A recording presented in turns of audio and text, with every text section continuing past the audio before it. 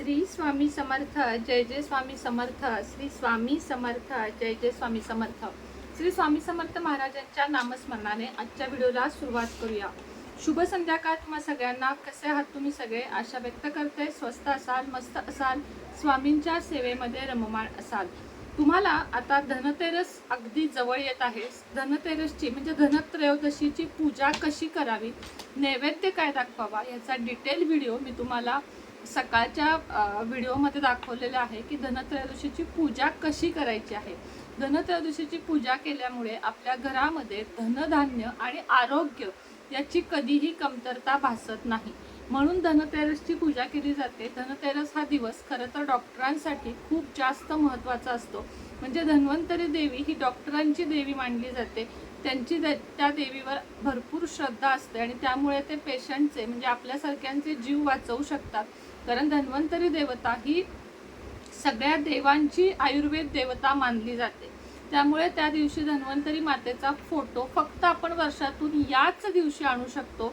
Dhanvantari मातेचा photo किंवा मूर्ती याच दिवशी आणण्याला महत्त्व आहे। वर्षभर पुन्हा कधीही तो आणता येत नाही। त्यामुळे धन्वंतरी दिवशी तुम्हाला हा एक फोटो अवश्य घरी घेऊन यायचाच आहे।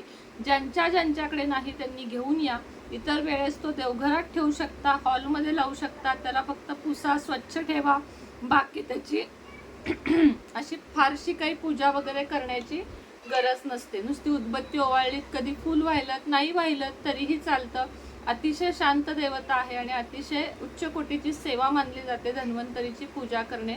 त्या दिवशी तुम्हाला ओम धन्वंतरे नमो नमः या मंत्राचा जप करायचा किंवा ओम धन्वंतरे देवताभ्यो नमः या मंत्राचा तुम्हाला त्या दिवशी जप करायचा आहे। आता वळूया उपायांकडे। धनतेरस आहे, धनत्रयोदशी आहे आणि उपाय नाही केला किंवा तोडगा नाही केला असं शक्यच नाहीये।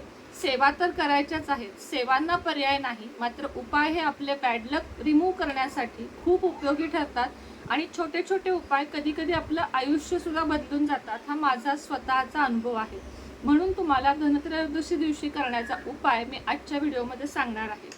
यासाठी तुम्हाला सर्वप्रथम आधी सांगते की साहित्य काय काय लागणार आहे। सगळं घरातलंच आहे, काळजी करू नका। पिवळी मोहरी थोडीशी घ्यायची आहे। पिवळी मोहरी आता सगळ्यांना माहिती आहे, जशी काळी मोहरी असते तशी सेम पिवळ्या रंगाची मोहरी मिळते, ती पिवळी मोहरी लागणार आहे। 7 1 रुपयाचे कॉईन लागणार आहेत किंवा 5 5चे कॉईन पाहिजे तेवढं खरं। 1 रुपयाचे असू दे, 2 रुपयाचे असू दे किंवा 5 रुपयाचे असू दे।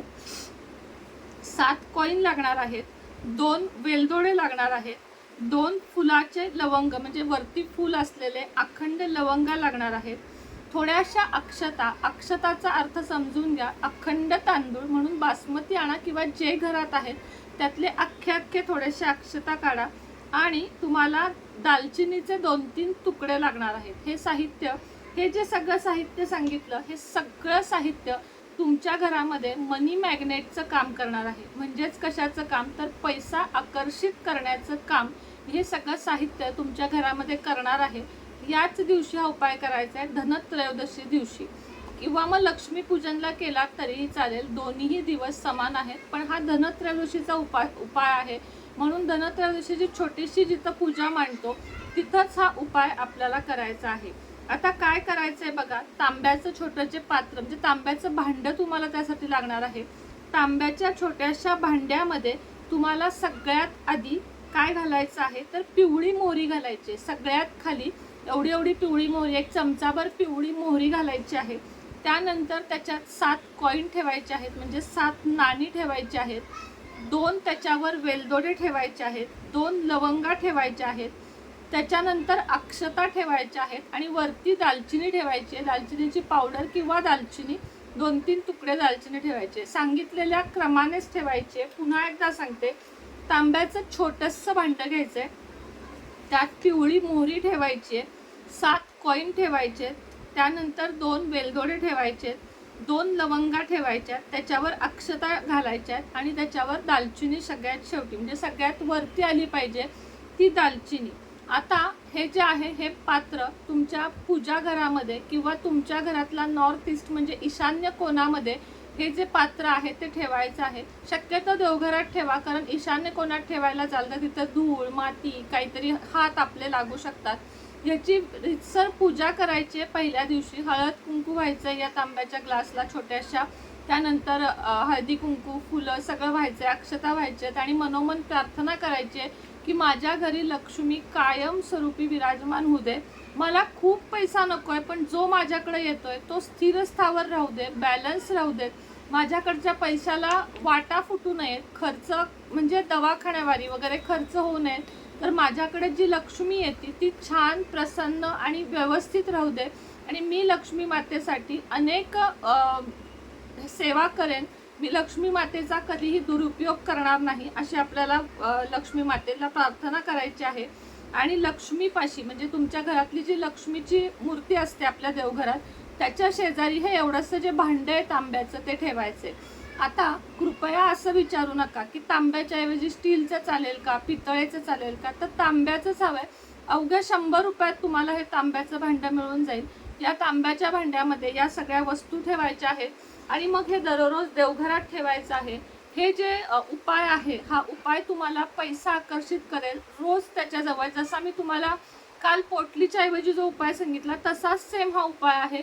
आपल्याला रोज त्या दोन्ही जवळ प्रार्थना करायची की 10 दिशानं लक्ष्मी माझ्याकडे येत आहे, 10 दिशानं लक्ष्मी माझ्याकडे येत आहे, अशी आपल्याला प्रार्थना करायची आहे। आणि हे लक्ष्मी माते तुझं स्वागत असो, चुकलं माकलं क्षमा कर, वेडीवाकडी सेवा समजून घे, अशी प्रार्थना दररोज करायची आहे। आणि तुम्हाला या पद्धतीनं हा उपाय करायचा आहे। हा उपाय करताना मनात संपूर्ण भक्ती श्रद्धा हा ठेवायचा आहे, कारण मी बरेच लोक असे बघते की कोणत्याही वस्तू जरी मी सेल करते तरी त्या पोचल्या की लगेच की ताई इफेक्ट नाही पडला, कधी होणार?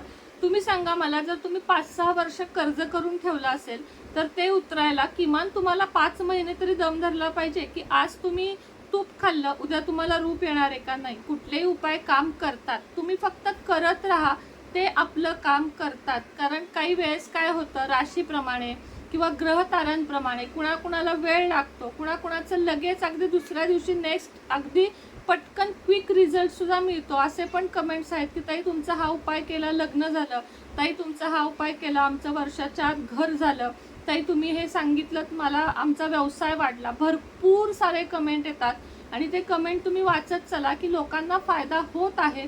आणि म्हणून मी हे चांगले चांगले उपाय जे असतात, दुर्मिळ उपाय, ते मी तुम्हाला सांगत असते। आता ह्यातल्या ज्या सगळ्या वस्तू आहेत ना, या सगळ्या लक्ष्मीला खेचून घेणाऱ्या आहेत।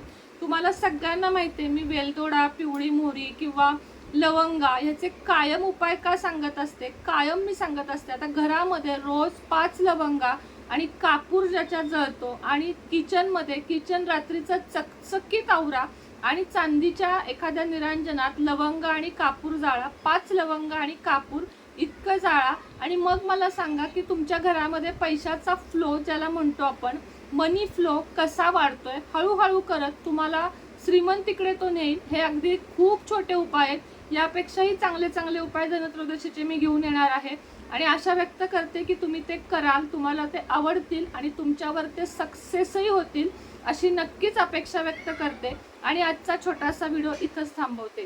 सकाळचा अजूनही धनत्रयोदशीची पूजा कशी करावी हा व्हिडिओ पाहिला नसेल तर अवश्य जाऊन बघा। आपलं नवी दिशा हे चॅनल आहे, त्याच्यावरही तुम्ही फॉलो करा। नवी दिशावर सुद्धा खूप छान रेमेडी मी सांगते आणि सुनेत्राज लाईफस्टाईल हे माझं ब्लॉगिंग चॅनेलला सुद्धा सबस्क्राईब करा।